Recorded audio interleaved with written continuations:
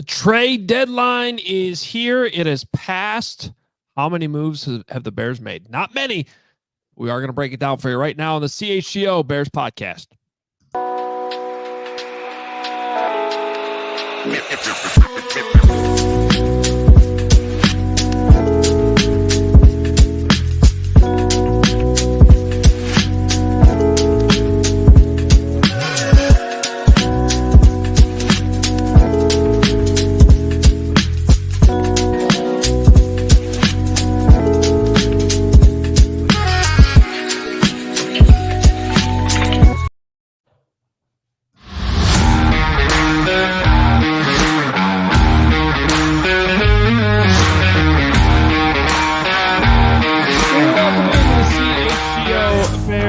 Podcast.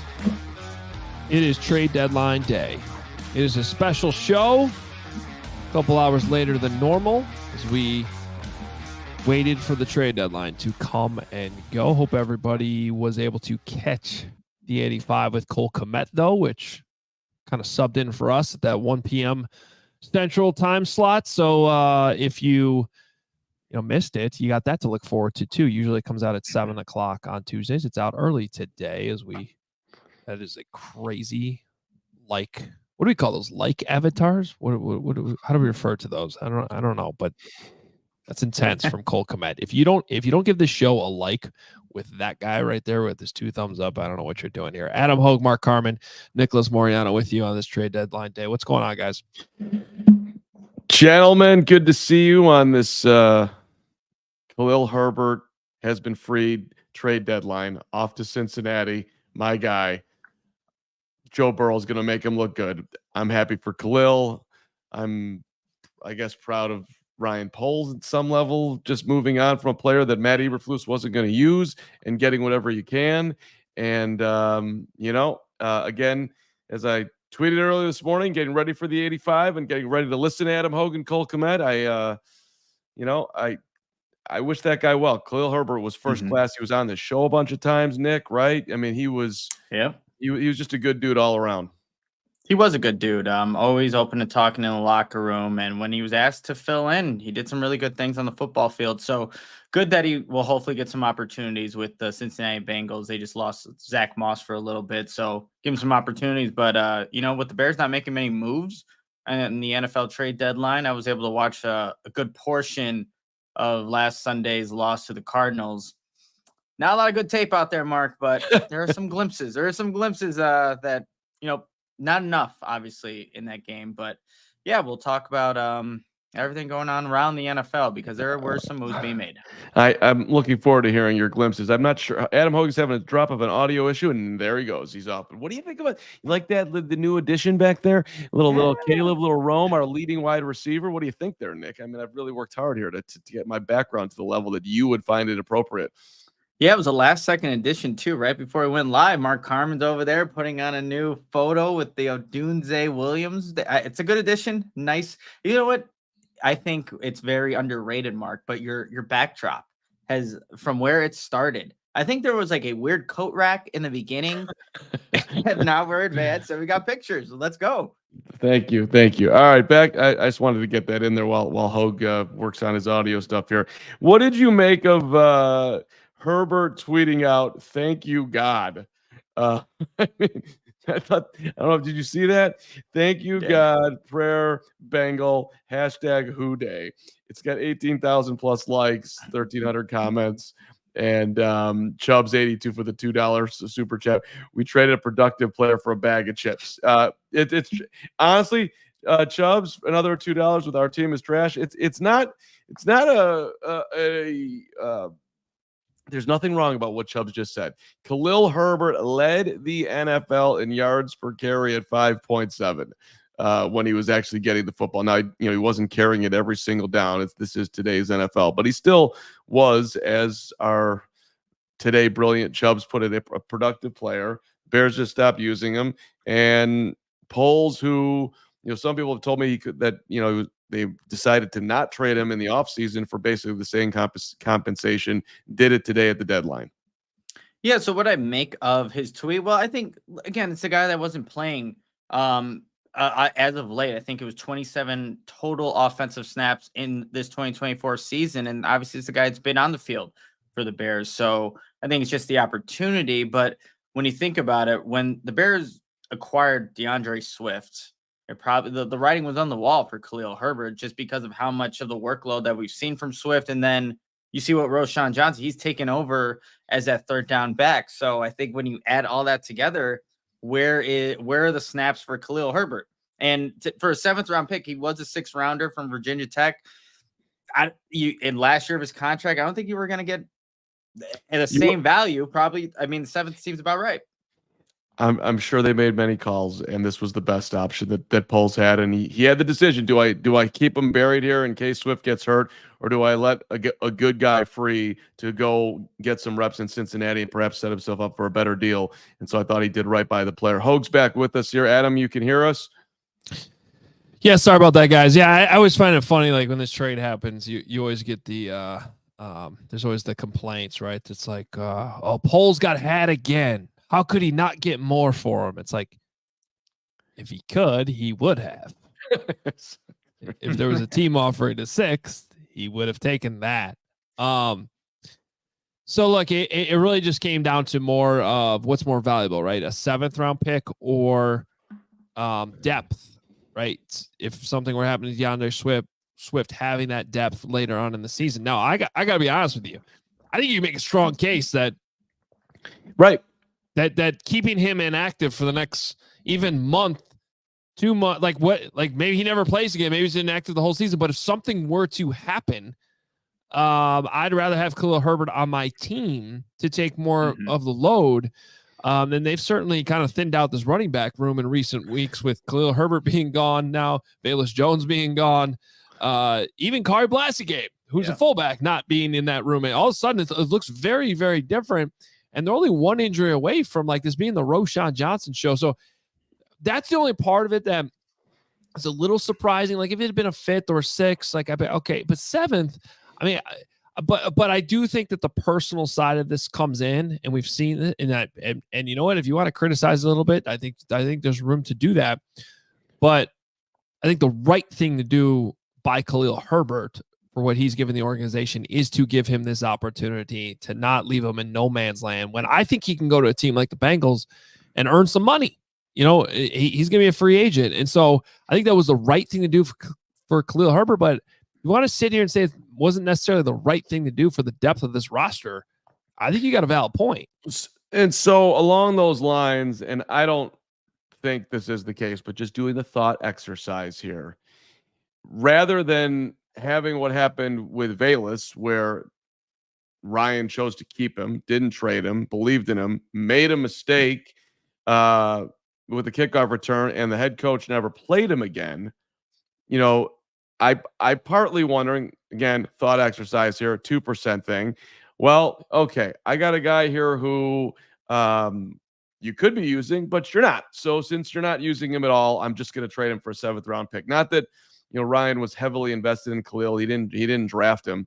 But you know, if you asked Matt Eberflus, would you rather have a 7th round pick for Khalil Herbert or have him there just in case? I would think the coach would say have him there just in case, because Khalil Herbert wasn't a malcontent in the locker room as far as, you know, that just doesn't make that does not add up. I wouldn't think that was going on.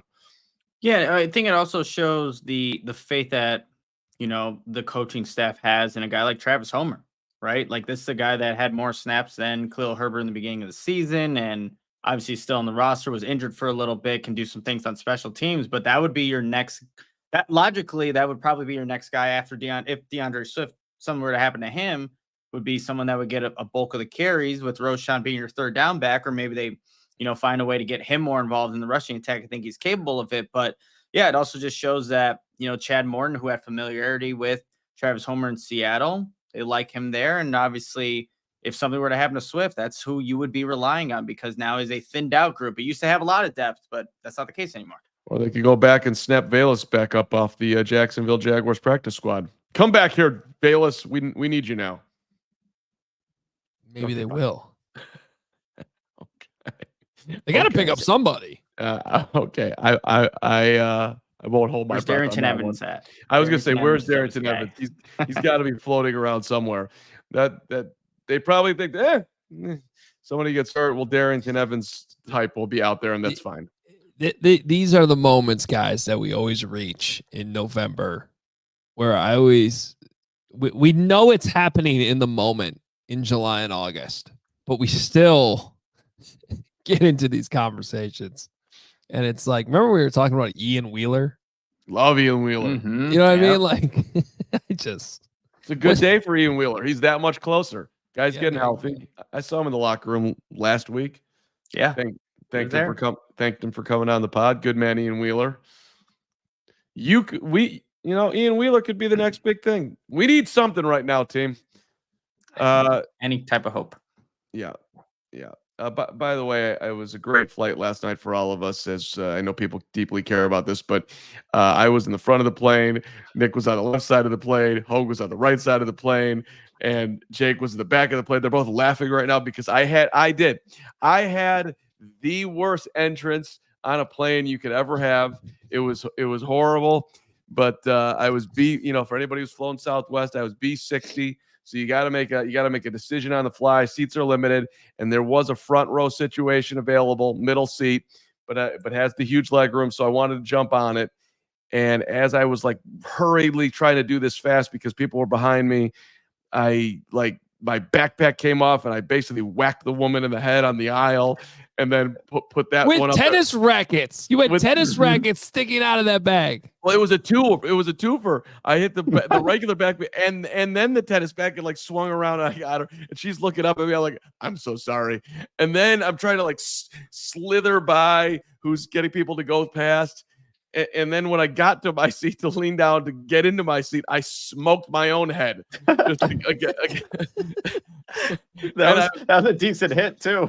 It didn't feel good at all. And I was like, oh, I really hope that Nick and or Hoge didn't see that. And by the time I was sitting in my seat, I already had the text from Nick. I saw that. It was terrible. Look, the best part is that Nick and I were both sitting like within 5 feet of all this happening, but like I knew exactly what was going on, because like when you're looking out at like the sea of passengers in the plane, it's a much different perspective, and you can't spot that we're sitting right there and we're watching this whole thing. I saw you dropped something in there too. What did you drop? I had my book in my hand, which of course I didn't read one line of. I dropped my phone. Maybe, I don't know. I repressed the dropping part memory. It was bad job. Do you know who the big winner of that whole sequence was though? No. Me. Because you had an ALLCITY, you had a middle seat right next to you. Middle seat, and I thought for sure you were gonna come sit down, but then you took the front row middle. But my guy slid over and I got filled. So I had a nice flight with an open middle seat. Oh, you see, I didn't see you, and I did see Nick. And after I sat down in the front row seat with two people that were not, don't work out daily, I didn't have my full seat. So then I was texting Nick, "Is there anything open over there?" Because the leg room was being diminished by the right cheekage that was leaking over onto my seat, and so it wasn't that comfy. Cheekage leakage? We had a cheekage leakage. But it by the time we settled in, we got in a rhythm. It was a good thing that it was his wife too was left, because I think they just kind of cuddled up, and I had like at least 93% of my seat, so it was good. Okay. Thank you. 3% cheekage. There you go. Yeah. Should we grab another super in here from Chubbs? I think I read two of them.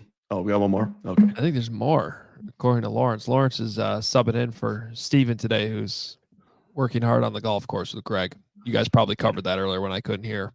The writing should have been on the wall for the backup Texas running back. He's not as good as Herbert. It's not close. Why are we acting like it is?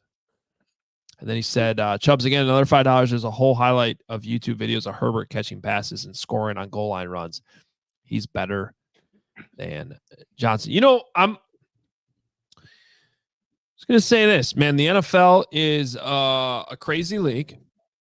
And one of the craziest parts of it is that there are a lot of different coaches, And a lot of different coaches have a lot of different thoughts on a lot of different things, including players, personnel, what they should be doing with those players, how they draw it up.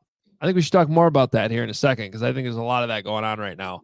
And I think it impacted this trade today involving Khalil Herbert, which, quite frankly, no one should be surprised that Khalil Herbert got traded. If anything, we should be surprised that maybe another guy didn't get traded, which we'll talk about here in a second. But first, got to hit our first break of the day. We are sponsored by Chicago Sports Network, the new home of the Blackhawks, Bulls, and White Sox games. CHSN will broadcast more than 300 live games per year across the Blackhawks, Bulls, and White Sox, and will feature a full lineup of original Chicago-focused sports content. They are also Chicago-based, Chicago-built, and Chicago to the core, and they're bringing it to every corner of Chicago across our 77 neighborhoods, soon to be 78, and beyond. At CHSN, Chicago comes first. Visit CHSN.com for more info on how to watch the Bulls, Hawks, and Sox games all season long. And shout out to our fine partner, Empire Today. With Empire Today, you get shop at home convenience and the right product for your needs. Quick, professional installation and a low price guarantee. Empire Today is the best place to get new flooring. Of course, there's a bunch of copycats out there, but Empire's not going to be beaten on quality, on service, on speed. Empire's not promising the lowest prices, but you are getting a low price and the highest quality. This is what you want, and this is how you do it. Empire's going to give you the one virtual floor designer. You get to see how your new floors will look in any space. And by the way, they're coming out to you as they will pride themselves on their convenient shop-at-home service, and they help customers for floors where they use their floors so they can see exactly what their new floors are going to look like. Schedule a free in-home estimate today. All listeners get a $350 off discount when they use the promo code CHGO.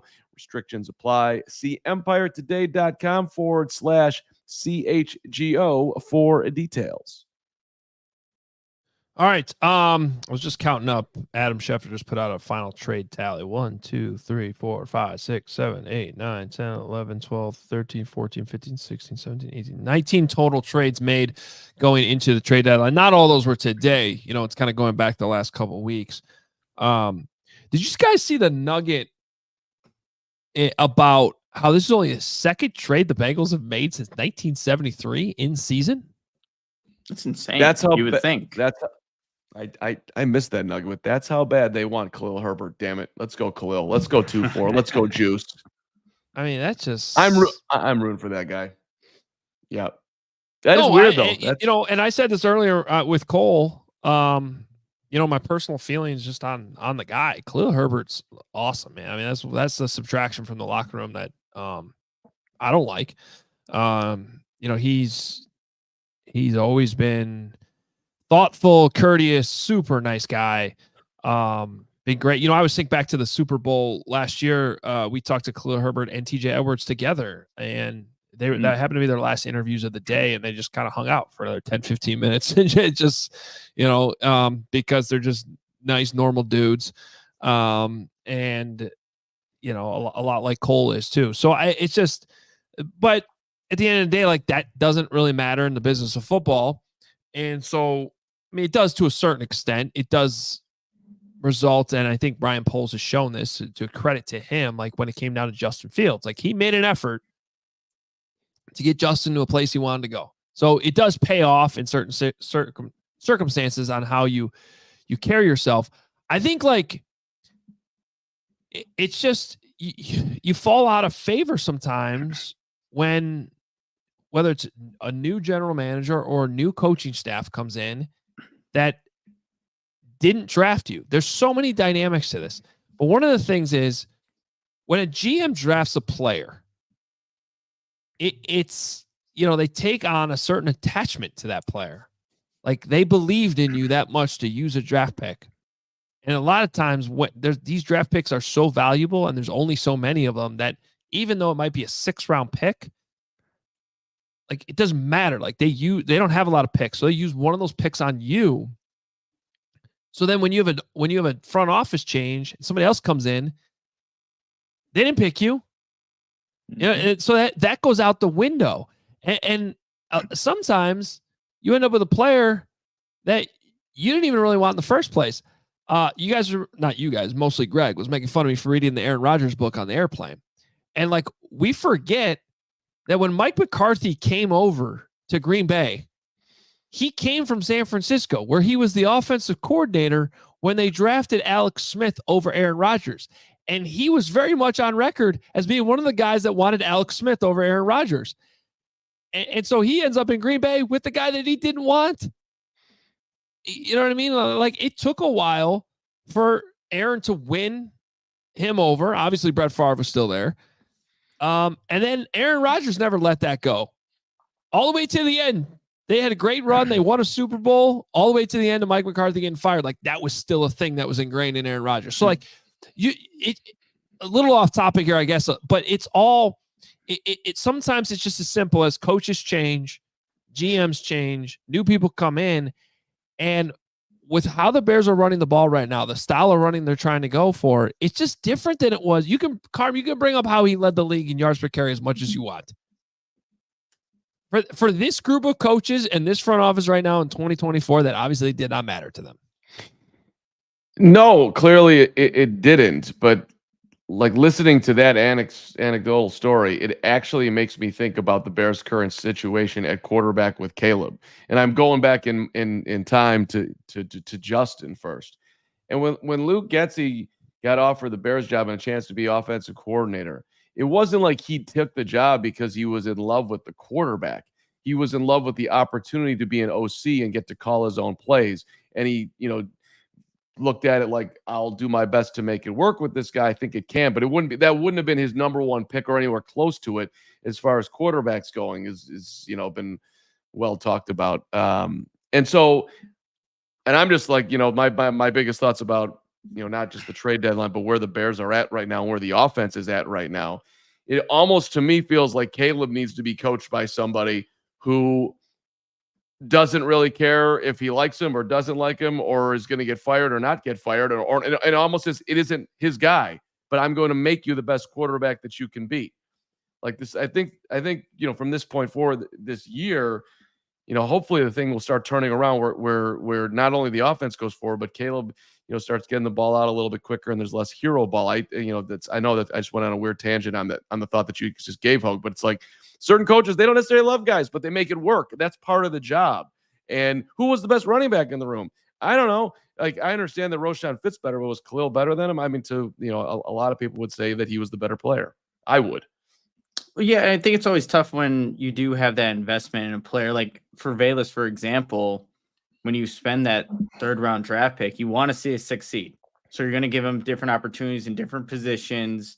And then eventually it runs its course where, things just don't work out because of the play on the field or you make a crucial mistake. But for Khalil Herbert, it's not like you made a mistake.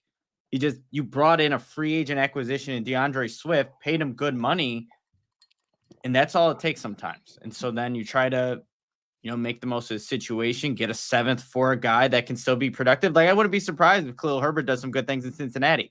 It would not surprise me because he would actually get opportunities, unlike what he was getting here in this season in Chicago, to do stuff. And is that an indictment on Brian Poles? I don't think so. Because, again, you do have DeAndre Swift, you have Roshan Johnson. So it's just there's too many guys in front of Herbert. And then put even Homer, because he's in front of Herbert right now too, obviously. But, yeah, just writing on the wall. Well, but here's the thing, and I was thinking about this earlier. It could be an indictment on Ryan Poles in the future because letting David Montgomery walk doesn't look very good right now. And I know they tried to keep him, but at the end of the day, they had their number. They stuck to the number, and he left for Detroit. So they didn't do enough to keep him. You can say the same thing about Saquon, right? Like, gave him more. Maybe Saquon wanted to leave, maybe he didn't, but like, you didn't do enough to keep him. If you're the New York Giants right now, now you're getting killed for it. That's how this business works. And so, I don't necessarily think Khalil Herbert's going to go off to that level, but he's going to get an opportunity. Like you said, Nick, he's going to get an opportunity to touch the ball in Cincinnati. And we've seen him have success. So if he's in a new place where he's getting snaps, he's getting the ball, and they believe in him, Why wouldn't he have success? And then if that leads to a contract in the offseason where he goes somewhere else and performs, like that's not out of the realm of possibility, certainly. And then you end up, 2 years down the road being like, hey, remember the Bears only got a 7th round pick for this guy after he was inactive. So these are types of things that sometimes the optics of it later, I'm not saying this is the likely scenario, but sometimes the optics later on don't look so good. Right. It's a great point.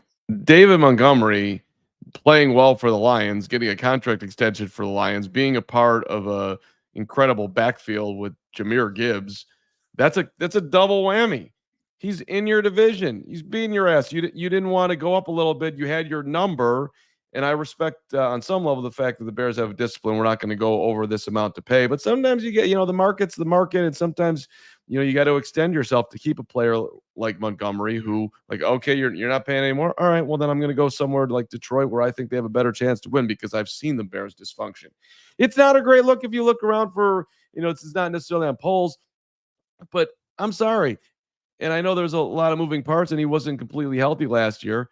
But Darnell Mooney crushing it for the Falcons ain't a great look. I mean, it isn't. You had a good player. He had 1,000-yard season here, and I don't know what happened. He just completely fell off the planet. Now he's second in the league in most catches that are 20 yards or more, and he's just killing it. It's and not meanwhile, what are you failing to do here in Chicago right now? You're failing to get explosive passing plays of 20 or more yards. Right. The optics of that 100% look terrible. Mm-hmm. I mean, and it's even the Justin trade, and I get it. Like you wanted to give him, as big a runway as possible, but I mean, they waited forever to trade him, and maybe there was no market, and I don't want to go back through that, but. It just they in essence got nothing for him, which they could have gotten something at some point for the guy, but they waited it out, and maybe that's what they had to do. But that's also not exactly the best look either. No, I mean we're seeing like Keenan. Who would you rather have right now, Keenan Allen or Darnell Mooney? I mean, again, maybe Mooney doesn't even do anything in this offense because it's not working right now. But a 4th round pick for Keenan Allen at his age. You see what Darnell Mooney's doing in Atlanta. And you're paying Keenan $24 million. That's where, like, right now, the Bears fan conversations that are popping up on my text today, it's not about the head coach today. There's a lot of polls conversation. I could see there's a worm turning on the GM, which is maybe a little unfair, but it's out there right now. Well, but what we're having here with conversations about markets do matter. The markets tell you a lot about what the rest of the league feels about players. We were surprised of 2 things involving 2 players you guys just brought up, Justin Fields and Darnell Mooney. When Darnell Mooney got paid, we all sat there and were like, what? It's true. Like he got that much 3 years, security. 39. Yeah. 3 years, 39. Like after the season he just had. So that tells you more than one team viewed him pretty damn favorably, right? Because the market's the market. The Falcons don't pay that much money if nobody was calling, right? There was some type of bidding war going on there. And the same thing about Justin. Like at the end of the day, like we can say, he did right by Justin, and I think he did. But if there was a bidding war for Justin Fields, and he could have gotten like a for sure 3rd round pick or a 2nd round pick, there was a world and a time, believe it or not too long ago where somebody in ESPN was throwing out the idea of a 1st round pick for Justin Fields, right? Like if that world really existed, you would have taken that. But instead, the real NFL world told you there really wasn't a market for him. So like Darnell Mooney, didn't like Justin Fields. Justin Fields is on the bench. Darnell Mooney is leading the league in explosive passing plays. Well, and back to the Mooney contract, like what we thought at the time, people thought that Atlanta was wrong. Atlanta's getting a steal. That contract's phenomenal for the Falcons. They were right. They made sure they got their guy, and they saw what I think a lot of people saw with Mooney is that he has the ability to get open. The Bears receivers need to get open a little bit more. Yeah. All right. I have some thoughts on that too coming up here. All right. Let's take our second break as we continue on with the trade deadline / non-trade deadline special that we got going on here. Hey, you've heard us talk about Sunnyside and how much we love Sunnyside. Well, Sunnyside is your home for judgment-free cannabis shopping, a place where all kinds of visitors are welcome to explore, discover, and purchase a wide array of high-quality products.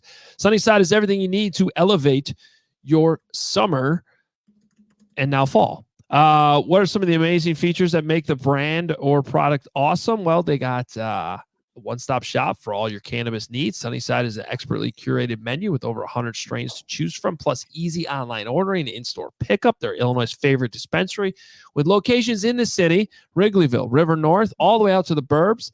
Take you south, as far south as Champaign, as far north as South Beloit. And available now, good news, new limited time offer, Island Vibes, available in disposable vapes, 510 carts. They got good news, Island Vibes for next level staycations, destination relaxation. Visit sunnyside.shop for bright buys every day, including 50% off your first 3 online purchases. Enter promo code HICHGO at checkout to qualify. Exclusions apply. Sunnyside Cannabis Dispensary, bright buys every day. Only for 21 plus or Illinois medical card holders.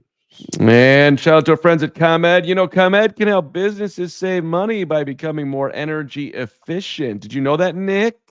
I didn't know ComEd did that, Carm. Yep, it's the energy efficiency program. It can help find up to 35% in energy savings.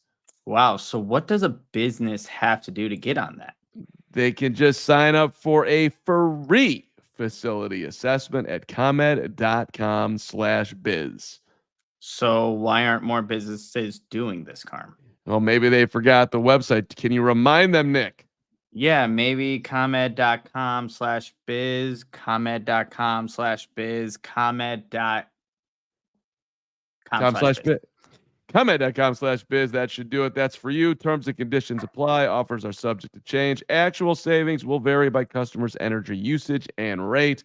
The ComEd Energy Efficiency Program is funded in compliance with state law. So, I remember a conversation early on in the season about like body language with DJ Moore. And then we got it's I don't know. I honestly don't know what to make about watching Keenan Allen on film right now. Like there's moments, but there's that drop on third down was just like it just felt like a moment of the type of moment that just happens when things aren't going well. And when things aren't going well, people aren't happy. So yesterday, I kind of just out of default, I don't know if I defended DJ Moore, but we were trying to explain what happened on the play where he just walked off the field. And, you know, Matt Eberflus didn't seem to even know what play I was talking about when I asked him about it. The more I watched that play and like continue to watch the rest of that series too, because like, right, it was like, did he get hurt? Well, the next play he was on the field and he ran a go route like at full speed. The next play, like he was right back out there on the field. So he wasn't hurt, even though he kind of looked like he was hobbling off. Was he taking himself out of the play because he stepped out of bounds? Well, I didn't think he stepped out of bounds, but maybe he thought he stepped out of bounds because he was tight roping the sideline. But there's a way to just do that without walking over to the bench and sitting down while your quarterback's still running the opposite direction and still trying to make a play. There was another moment later on in the game where DJ did not get open on a deep ball down the near sideline. But Caleb threw it anyway. He was covered and it went out of bounds. It wasn't a great route. It wasn't a great throw. And DJ Moore ended up like on his belly on the sideline and just kind of laid there. Didn't pop back up. Like, I don't want to make too much of this stuff, but he just kind of lays there and you can like, it's almost like he's trying to send a message. And even if he's not, That's what it looks like on film. You know what I'm saying? Like it just does. It's not a good look. What happened on the very next snap after that? He false started. Yes. Yep. So, and I don't really mean to single out DJ Moore and all this as much as it's just like the level of focus on offense right now, the level of attention to detail. When you're watching a game where you don't score a touchdown, where you don't score a point in the second half, there's bound to be things that just look like ugly football. But it's another to have like these moments where it just, I don't think we talk about guys like leading by example. I'm not seeing that right now from DJ Moore. That's just what I'll say about it. You know what I mean? Like this is your number one wide receiver. This is a guy who just got paid. I just don't like it. That's my personal opinion. Real quickly before you go, Carm, one other play that just didn't sit well with me watching DJ 2nd and 3 at the Arizona 16. He runs what it looks like a speed out. It's when you watch it, you think you're watching it slow down because DJ's release, the speed out is half speed at best. And Caleb's first read, his eyes go to this speed out and has to immediately come back because it's not open because it's half speed. It ends up being an incomplete pass to Roschon Johnson. So if you want to go check that play out, 2nd and 3 at Arizona 16, 12 minutes, 43 seconds in the second quarter. You'll see what I'm talking about. But those are showing up on film. Like these Bears receivers are covered. Outside of Rome, I think Rome is doing a better job right now than DJ and Keenan at creating some type of space and giving his rookie quarterback a window, an opportunity to throw into. So I completely agree with that notion on what's kind of going on here with some of these receivers. And so let's go a little deeper. What do you think is actually going on? Because I think to the DJ point, I think it's pretty obvious. He is allowing the frustration of the offense not being successful, of him not getting the ball. That's not just about, I think, him getting the ball. It's just about scoring points, period. It's backing up on him. And you got a veteran in Keenan. It looks like it's backed up on him. The only guy that doesn't really seem affected by any of this was the guy that talked to the media yesterday, and that was Rome Odunze, who, you know, and he well, leads in the fairness, team in Rome had a good game. right, and he just got here. Yeah, no, and I think that comment that's on the screen right now just fell off. C Ruby 23 is fair. Like, you know, Caleb missed DJ wide open for a touchdown underneath and forced the ball to Keenan Allen on a connection that DJ's wide open underneath. So that is a fair point, 100%. And I think that, but I don't even think it's about like one play. I think it's just like everybody on that offense is frustrated right now, no matter what position group we're talking about. You know, it's like when things aren't going well in football, you're not happy. Obviously, no one's happy there. So it's just tough that you don't let it kind of snowball into other things. But I'm gonna tell you what, and I don't know, this certainly probably wouldn't make DJ any happier. But if we're gonna talk about searching for answers, I think one of the answers that you could make seriously consider right now is switching Rome and DJ and throw Keenan in there more.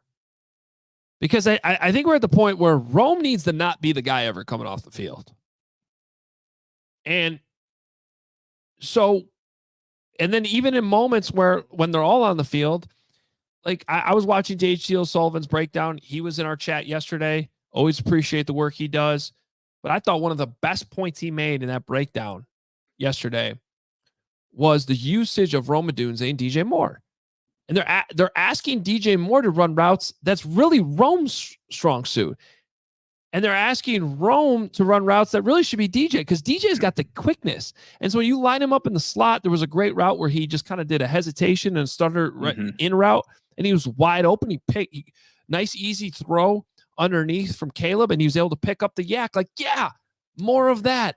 That's exactly how you should be using DJ Moore. Rome Odunze should be your down the field, catch radius, contested catch guy. And I think that's just one of many examples right now. Because I'll admit, maybe I was a little too hard on DJ there. I'll be honest with you, the body language and when it shows up on tape like that, it just triggers me no matter who it is. So it's not like a personal thing against DJ, but it's letting it compound. But what I'm trying to get at now, to your question, Carm, is like more about the source of why that's happening. And I think it's because of stuff like that. The usage of these players. Why are some guys on the field? Why are some guys off the field? Why are we running routes this way with this guy when it seems like it makes more sense for this? Why are we running this type of run scheme when it's already proven that what the Bears did the last couple of years probably fits this personnel better? Like, there's all these types of questions that I think are completely valid right now that quite honestly start with the coaching staff more so than anything else. And I just think it's boiling down to the players just being frustrated with it, as they should be. I hear all you're saying, and I agree that, I mean, I watched JT's breakdown do it. He did this weeks ago, and he's still doing it. And he's calling out that this does not make sense. And when you're watching it, it makes a whole lot of sense. And then it makes you think, well, how are they missing this? But whatever, people have different football opinions, and maybe there's some stubbornness going on. I don't know. But I also think like his frustration too is with the quarterback. Like, it's not just where they're lining me up or who you're throwing it to. Like him and Caleb, I'm not saying this is a personal thing at all. I don't know that to be the case. My guess is that that's not it. But I think he's just annoyed. Like and honest about it probably too. That like, hey, this is a rookie quarterback. It's going to take time, but it's frustrating. Like, I don't think he's just pointing at Shane. I think his fingers are pointing a bunch of ways.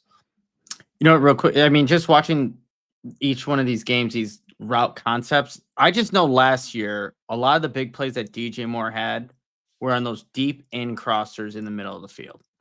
15, 20-yard in on a dot. You get your yards after catch right there. We definitely haven't seen a lot. One, protection probably is not holding up as long, but we just haven't seen those routes as much for DJ. Like, that's something that he excelled at last year. Now you're seeing they love to throw the little bubble screen to DJ. Maybe he gets one or two. Like, there's not a lot of opportunities for him with the blocking to get those bigger plays and actually run routes. Like, he's capable of doing that. And I think just in this offense, how Waldron is seeing how he can best utilize him, that is not, he hasn't been put in that position. And I think he would like to see that more, because just knowing the success he had in 2023 with it. And he's also had a lot of hospital balls. I mean, he's gotten smoked this year. I bet that his body is taking a beating.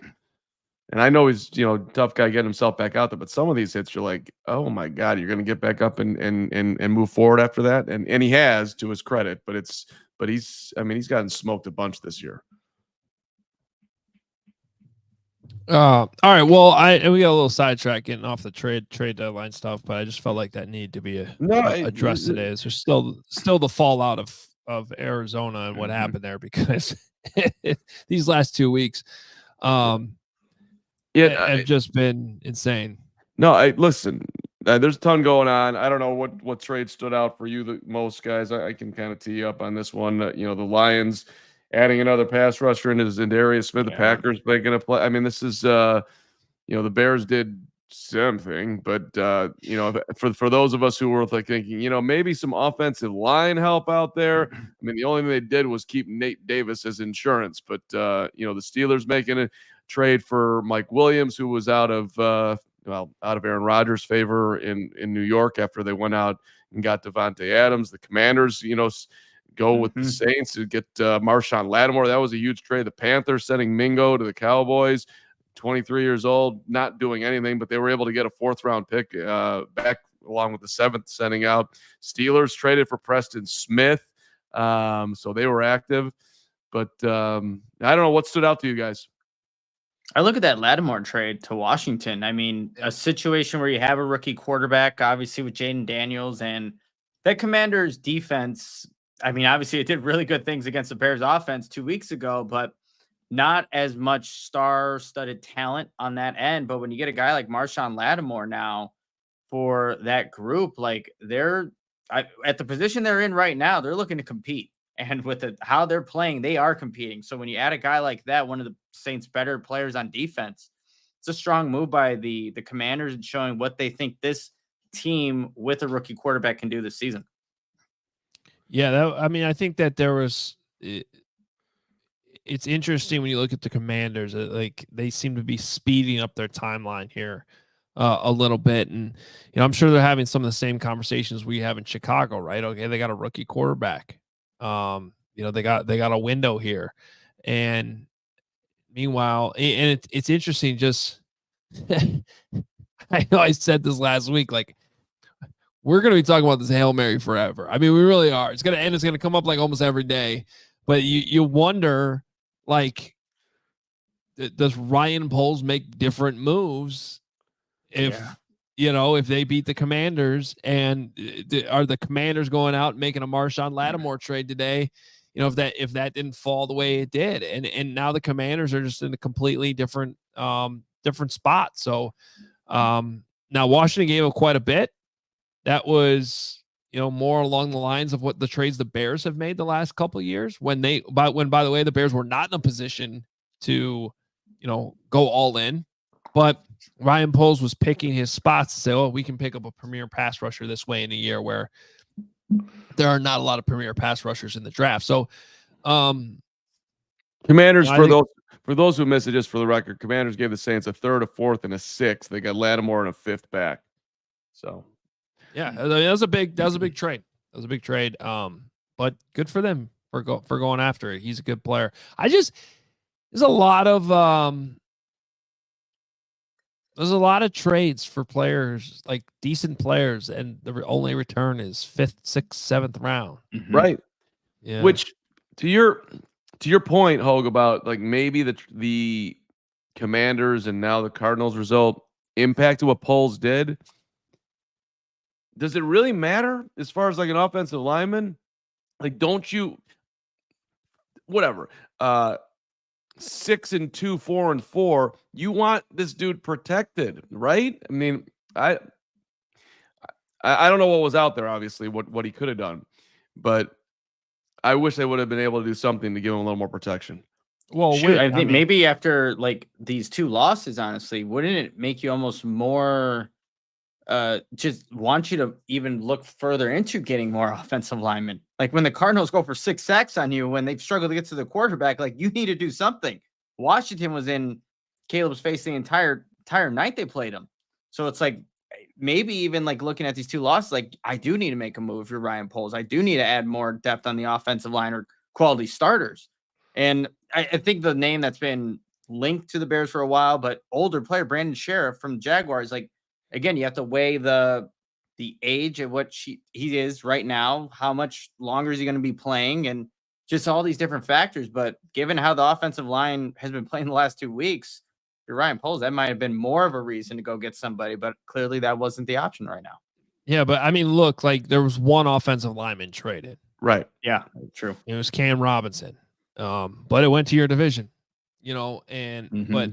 Yeah, so there's just it doesn't happen a lot. That's why I thought there was a chance Nate Davis could still get moved. I'm a little surprised he didn't get moved, but I feel like it's kind of the same conversation we were having earlier. I feel like if somebody was calling for him, they probably would have made the move. So maybe nobody was calling. This isn't happening, but I'll just say it anyway for those of you who are dying for Matt Eberflus to get fired. This was the Poles thing. I'm not giving you anything. And I'm not trading Nate Davis away. You're stuck with him for the rest of the year. And by the way, I'm going to trade good guy Khalil Herbert out of the locker room for a 7th round pick because I'm just going to get anything I can to build up the roster for the future because I know I'm getting rid of you, the head coach. Now, none of that's actually going on, but it's kind of fun to think about it that way, at least for some Bears fans, perhaps, maybe. Maybe. That was idiotic. Do you listen? He is sitting here having made the big bet on the Flus. I could have reset this. I could have gotten John Harbaugh. I could have gone now to gotten that guy Ben Johnson. Supposedly he wanted to come down here. No chance. I am sticking with you, Matt Eberflus. I'm sticking with the guy that couldn't figure out how to guard the sidelines up with 6 seconds to go. I wonder what their How relationship. hard did you hit your head on that storage that was compartment? a good hit. You don't think that Ryan Poles right now is second guessing himself? Well, I'm sure he's second guessing himself about a lot of things. Okay. How about just the head coach? Do you think But he's saying you're insinuating that he's like making angry going moves? rogue in spite of the move that he made? Look, He's mad at Flus. He's got no one to blame but himself. That's right. That's right. But now, listen, I don't know. I had a long time to get with myself on the flight and today, and I'm looking at these moves like, you're getting rid of your depth for a 7th round pick. Help me explain. Like, doesn't make a whole lot of sense. Why would you do that? Maybe you're just doing it to spite the head coach. I don't know. It wasn't my first thought. It was thought 12 though. It did pop in at thought 12. Like it doesn't. Well, on the flip side, draft capital's draft capital, and it seems like these 7th round picks. I mean, and I think moved around a lot and not used a ton. I mean, obviously somebody's using them somewhere, but because the players still get drafted there. But my point is, it might not seem like they got a lot for them, but you can use a 7th round pick to move up in the draft. To use, maybe you go out and get your own Khalil Herbert type trade in the offseason, right? Where you just throw in a 7th round pick for a guy. He got Elijah Hicks in the 7th round. You can find players in the 7th round. Doesn't happen every day. It can happen though. You can draft the next punter after this one doesn't work out. I'm kidding. But they did draft Trenton Gill in the 7th round. All right. I think oh, there you go. There's Nick. Cool. I'm back. Yeah, that was a long time to be frozen on the screen. All right, let's get to some super chats before we get into our teammates trolling us. Oh, we're doing that now. Okay. Who's trolling who? Wow. Sorry. Oh, there he is. Well, Braggs and Steven stayed in Arizona to play golf. Yeah. Oh, look at that. Anyone else hope that ball went in the water? That's a good. Look at that head position by Nicholas right there. Good old Steven Nicholas. Head down. That's a good, solid focus. I'm impressed. Yeah, no, good form. Good form there. I mean, I just got my PXG golf bag and my driver. I'm ready. Can't shoot no 130 something again. I mean, I still think that's BS that they actually put your score on that tweet. But that's what it was. That's what it was. Yeah. Well, just for the record, and no problem, Nick. Your score was your score, and you're an improving golfer, as you have nowhere to go but up. But we had a lot of fun on the trip. There was a ton of highlights. I named them all yesterday with putting out all the names, and everybody. It was just an awesome trip. But I do think the highlight for the trip for me was saying goodbye to Greg Braggs and leaving him in Arizona. That was that moment was amazing. You guys you're staying here for a couple of days. Sweet.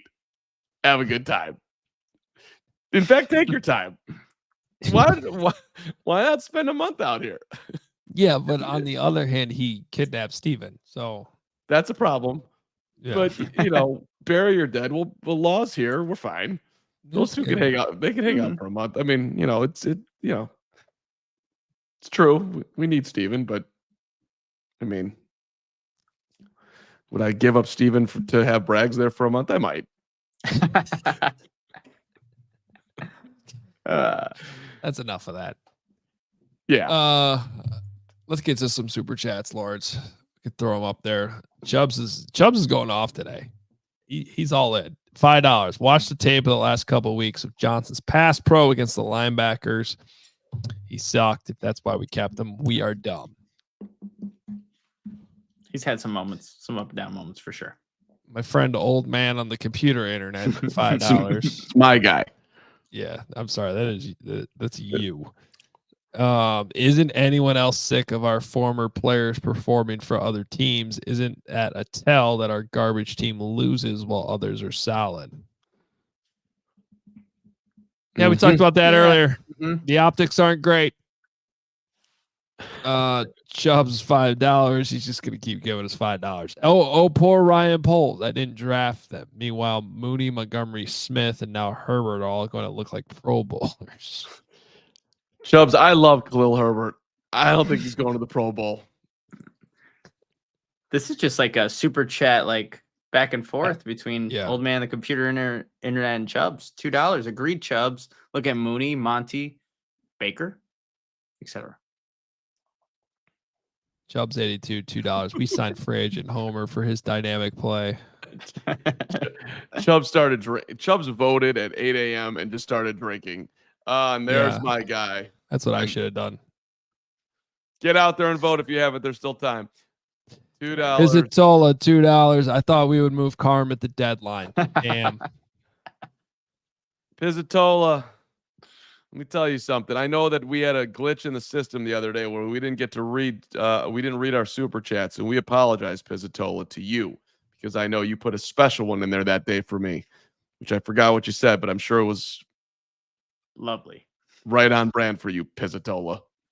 I want Pizzatola to know that he was discussed in Arizona.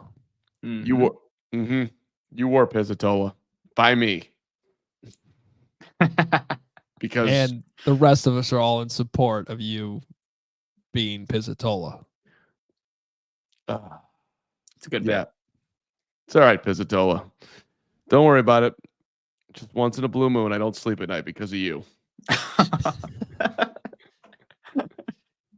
Take it so hard. All right. Last question for you guys. We touched on it just slightly, but were you surprised that Nate Davis, Nick, was not moved?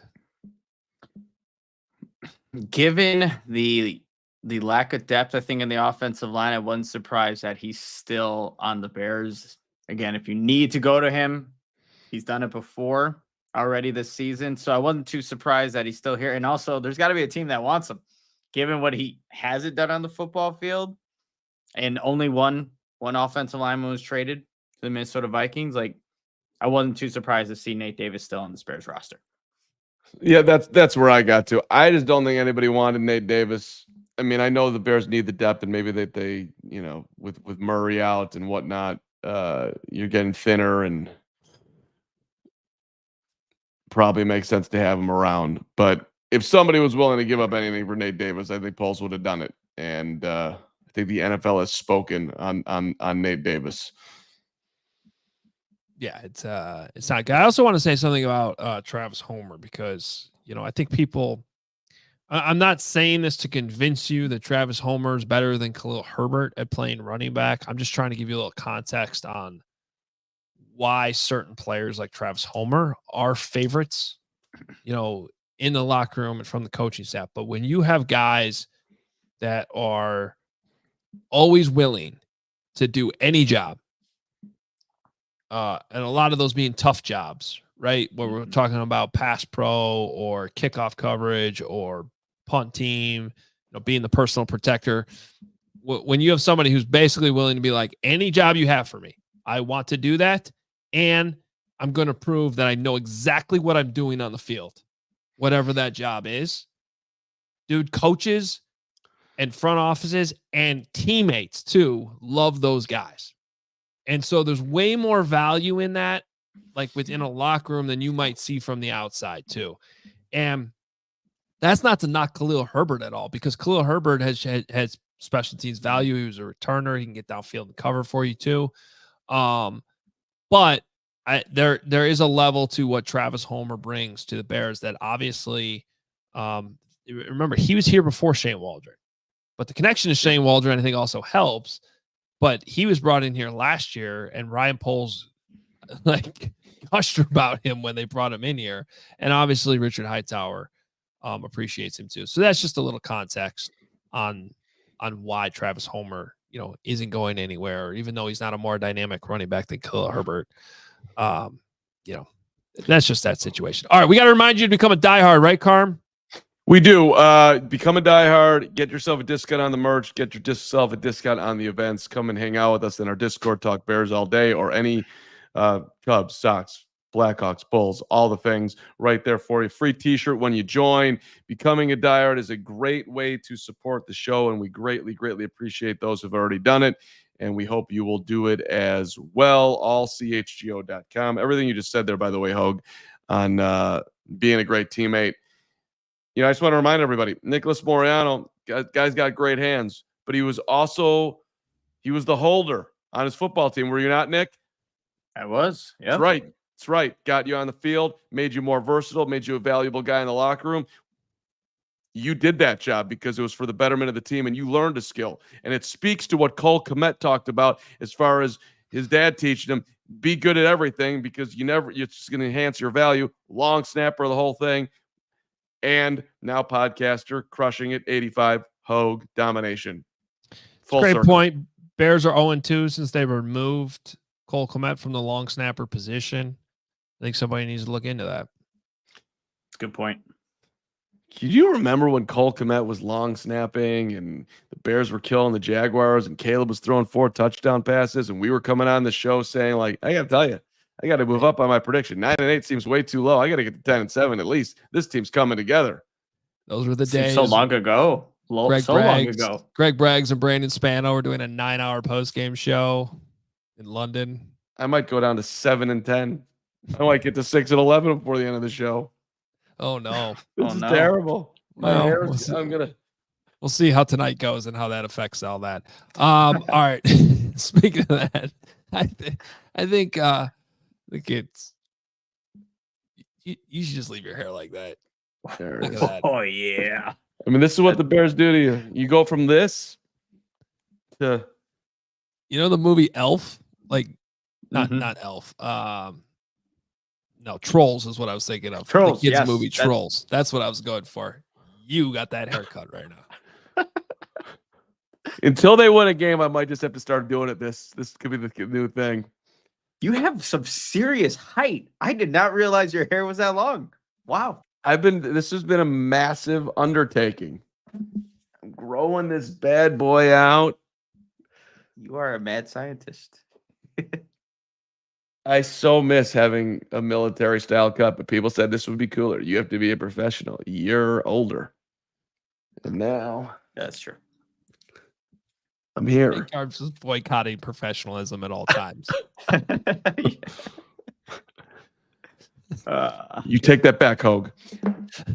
I was so professional when I walked on that plane yesterday and got smoked in the head by the overhead compartment. That was professional. I wish people could have seen that. It was so good. It was like if you had taken that 30 seconds, it felt like 3 minutes. It was probably only 30 seconds. And you put the Curb Your Enthusiasm music to it, it would be the greatest video in the history of At the Carb. It wasn't good. The fact the part we loved out is you went like 6 aisles back to throw your bag in the overhead bin. The closest which one is just a bad strategy by you. Like it just makes it harder to get it. You're trying to get farther up in the plane, but now you got to go back to go get your bag anyway. Like, why don't you sit down where you put your bag? You don't know Southwest. The front row has huge leg room. You got if you got to go back 6 rows to put your stuff in, you got to do it. And then right when the plane landed, I got up, went back my 6 rows, got my stuff. I was like the 4th guy off that plane. Then I sprinted all the way. I'm that guy to tell you, Southwest and O'Hare, you are in the boondocks. I sprinted. Yeah. That walk last night was 6 miles. 17,000 miles. I was trying to make it because I had parked in economy lot trying to save Brandon Spano the $15 that wouldn't roll over into the next day. So I was going as fast as I could. And of course I did an incredible performance, but then the bus for the economy lot didn't show up for 8 hours. On midnight. It's based on when you parked. Not true. Incorrect. Oh, really? Then how come I got to my car at 12:20 and I didn't get charged the extra day? All right, I beat Hoge by 11 minutes. Front that on the record. You shut up, Pizzatola. You might be right because the fine print on that receipt was so small that I couldn't even read it. But at Midway or somewhere, it goes by the day. But if that's the case, then I feel better. Then I wouldn't have raced. But I like competition. Good workout. I like competition. Place the hair Nugs screams says economy. your hair screams economy Who parking. can afford more than economy parking? $15 a day. I'm not paying $48 a day to park at O'Hare. Kind of podcaster you think I am? Stephen A. Smith wouldn't do that. I'll keep it a secret where I parked then. All right. We'll be back next day. Tomorrow. There is a next day. Tomorrow. Baldy Wednesday. Probably will have some ODK for you too. Try to pick up the pieces and figure it all out. Thank goodness the Patriots are on the schedule this week. What could go wrong against another rookie quarterback? We got it. We're turning it around. It's a home game. I'm going to go watch the 85. Am I going to feel good about the direction of the football team after I watch the 85? Yeah, I think Cole did as usual. He addressed some things head on. We talked about outside noise versus inside noise, which I thought was interesting conversation. One thing we haven't addressed on this show was TJ Edwards talked about a team meeting they had yesterday and some things being discussed. So Cole addressed that. I also asked him why they were using the silent count at what was virtually a home game. He had some interesting thoughts on that. Great. Yeah. So there's a lot in there. Make sure you go check it out. It's available now. Also, all of these are available as podcasts whenever you want to listen to them, right? But the 85 Cole Kmet is a separate YouTube channel, is a separate podcast feed. Go check it all out. We got to get out of here. We will talk to you tomorrow. Let me say one more thing. I'm sorry, really quick. Shout out to Braggs and Steven, who put in a ton of work on the show. They deserve the time. Take the time. Don't think about the show. Stop watching the show. You super chat the show one more time. You're fine. Play golf, live your life. You guys work incredibly hard. We appreciate you. Kind of. Says from the guy who skipped a week of training camp to go to camp. See you later. Camp Nebagamon. We all silly like the mayor.